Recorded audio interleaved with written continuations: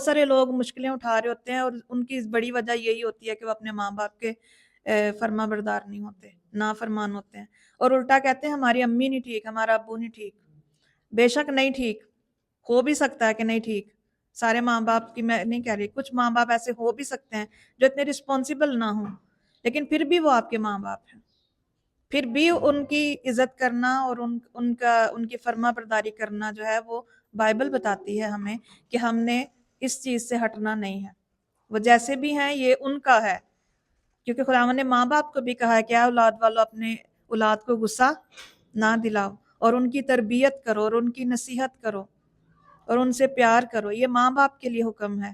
اور کچھ حکم جو ہے وہ بچوں کے لیے ہیں۔ تو جب انسان ہوتے ہوئے ہم اپنے بچوں کے لیے برا نہیں سوچتے تو خداوند ہمارے بارے میں اچھے منصوبے رکھتا ہے۔ ہاللیلویہ۔ جس درخت کو خداوند نے لگایا اس کو کوئی